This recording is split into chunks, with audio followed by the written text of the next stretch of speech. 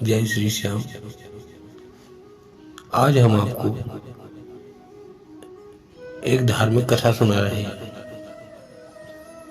एक बार अर्जुन किसी सभा में जाते हैं और वह सभा कृष्ण भक्तों की होती है। तो लोग अर्जुन को बड़ा आदर मान सम्मान देते हैं और कहते हैं, भक्तराज अर्जुन आइए बैठिए।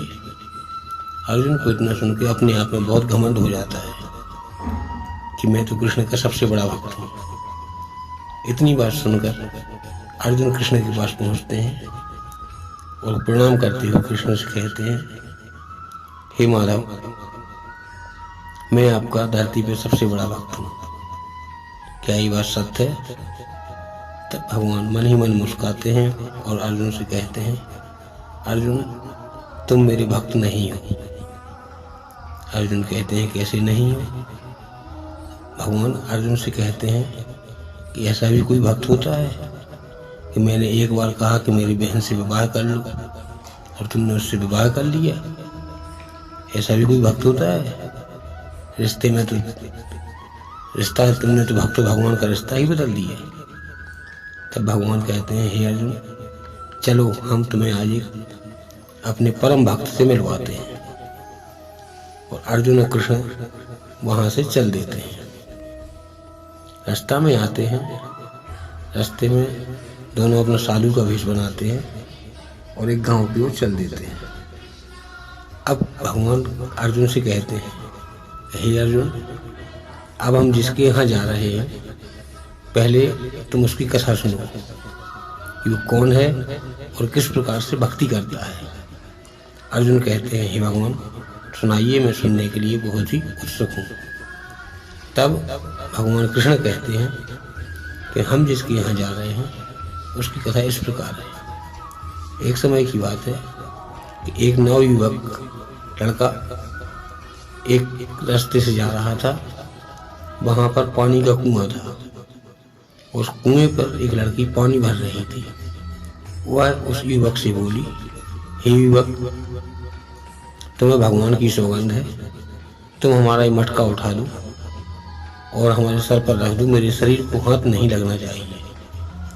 युवक चाहता है और दोनों हाथों से इस प्रकार से मटका उसके सर पर रख देता है कि उसके शरीर में उसका हाथ नहीं लगता है।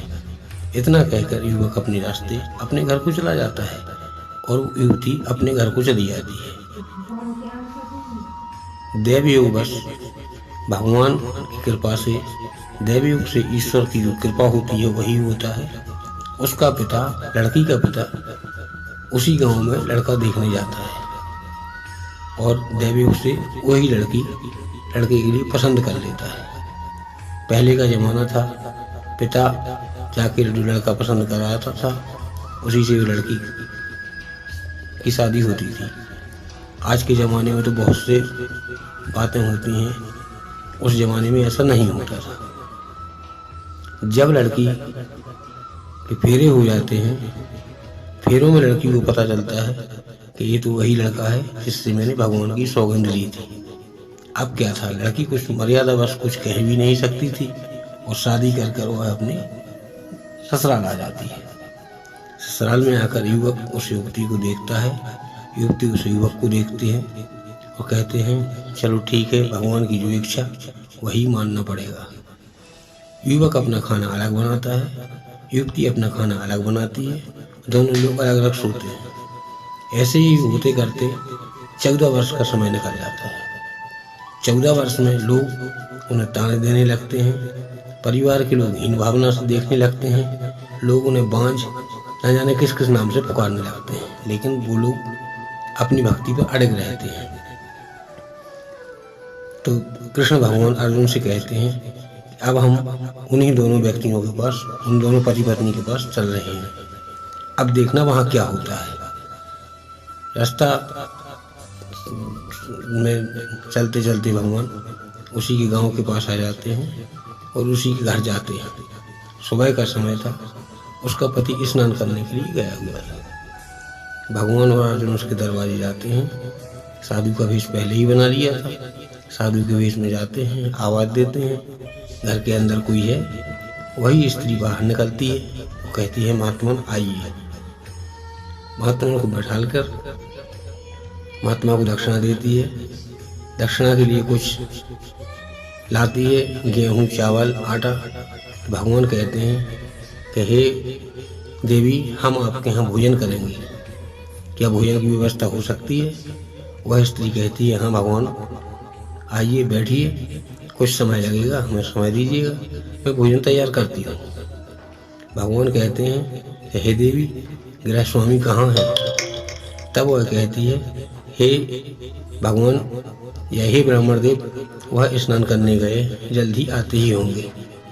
कुछ समय बाद जब भगवान और अर्जुन दोनों बैठे होते हैं, कुछ समय बाद गृह स्वामी आकर देखता है कि दो साधु महात्मा हमारे घर पर बैठे हुए हैं।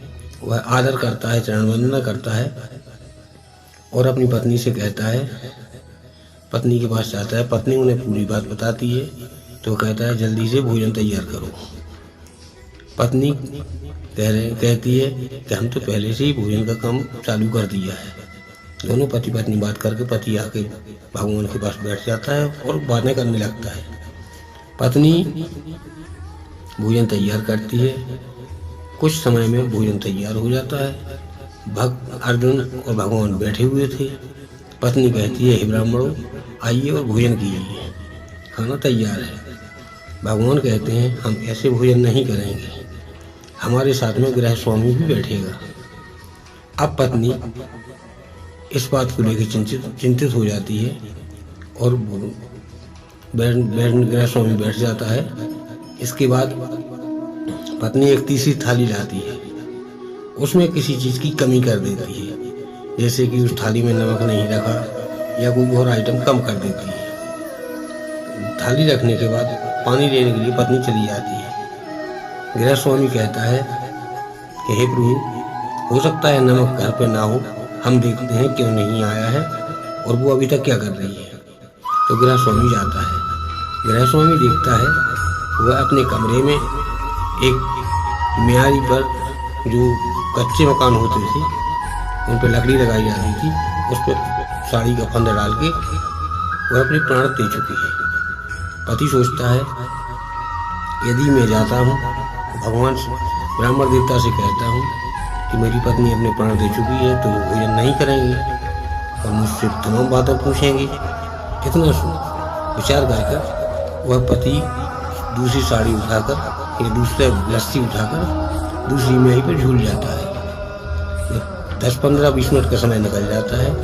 तब भगवान अर्जुन से कहते हैं कि हे अर्जुन, देखो तो वो गई तो वो नहीं आई और उसका पति जाए तो दोनों वो भी नहीं आए, क्या कारण है? तब अर्जुन देखते हैं, अर्जुन जैसे ही ऊपर जाते हैं अटारी पर, वहाँ देखते हैं कि दोनों पति पत्नी मर चुके हैं, फांसी लगा के अपनी जीवन लीला समाप्त कर ली है।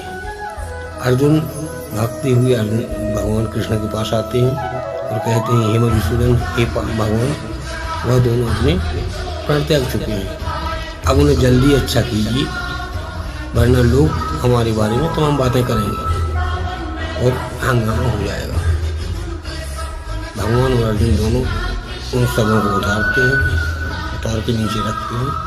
नीचे रखने के बाद भगवान अमृत छिड़कते हैं और वह दोनों पति पत्नी पुनः जीवित हो जाते हैं। तब वह पति पत्नी को देखता है, पत्नी पति को देखती है।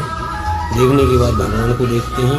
भगवान कहते हैं, हे देवी, हे पुरुष, अब तुम उठो और दोनों मेरे गठजोड़ा बांधकर मेरे चरण स्पर्श करो। मैं भगवान कृष्ण हूँ और ये मेरा सखा अर्जुन है। भगवान पूरी बात बता देते हैं। तब वह पुरुष कहता है, हे प्रभु, मैं इस जन्म में अपनी पत्नी के साथ चरण वंदना नहीं कर सकता, क्योंकि यदि करूँगा तो उसका स्पर्श मुझसे होगा। तो मैंने आपकी कसम दी थी, इसीलिए मैं 14 साल से निसंतान स्त्री का, मैं और मेरी स्त्री निसंतान है। भगवान कहते हैं कि हे पुरुष, जिस व्यक्ति ने कसम ली थी और जिस लड़की ने कसम दी थी, वह दोनों तो मर चुके हैं, अपना जीवन लीला समाप्त कर चुके हैं। अब ये हमारा दिया हुआ जीवन है, तो उठो, दोनों लोग मेरी चरण वंदना करो। हम वरदान देते हैं कि तुम्हारा पुत्र होगा और इस प्रकार से दोनों उठते हैं, भगवान के लिए भगवान की शरण वंदना करते हैं। शरण वंदना करने के बाद वह दोनों तीनों लोग बैठ के भोजन करते हैं। भोजन करने के बाद अर्जुन और भगवान अपने धाम को वापस लौट आते हैं। अर्जुन से भगवान कहते हैं कि हे भक्त अर्जुन, अब तुम बताओ कि इस धरती पर हमारा सबसे बड़ा भक्त कौन है? तुम हो या वो थे जिन्होंने कभी हमारे दर्शन नहीं किए, ना ही हमें जानते थे ना पहचानते थे, केवल एक कसम के पीछे 14 साल की जिंदगी निकाल दी थी, और यदि आज हम और आप नहीं जाते तो ऐसे ही वो मर जाते। अब बताओ बड़ा भक्त कौन है? तब अर्जुन कहते हैं कि हे ईश्वर, इस संसार में मैं तो कुछ भी नहीं हूँ, संसार में तुम्हारे भक्तों की कमी नहीं है। जिस प्रकार से वो हैं, वो तो एक भक्त के आपने हमें दर्शन करवा दिए, हमारी आंखें खुल चुकी हैं, अहंकार टूट चुका है। ऐसे न जाने कितने भक्त होंगे भगवान के जो भगवान को ही अपना सब कुछ मानते हैं। अर्जुन का घमंड टूट जाता है। अर्जुन भगवान कृष्ण की शरण वंदना करता है और कहता है, हे प्रभु, आप सर्वत्र हैं, सब कुछ जानते हैं, मुझे अब कोई किसी प्रकार का घमंड और मैं नहीं हूँ। भगवान कृष्ण अर्जुन को आशीर्वाद देते हैं कि हे पार्थ, जाओ, हमारे नाम के साथ तुम्हारा नाम हमेशा जुड़ा रहेगा। और अर्जुन अपने घर के लिए वापसी चले जाते हैं। जय श्री श्याम। इस कहानी में हमें ये शिक्षा मिलती है कि न जाने क्या कर्म किए किसी ने और उसका परिणाम क्या भोग रहा है। भगवान का नाम लेके आज लोग कई प्रकार की बातें करते हैं, उन सब बातों को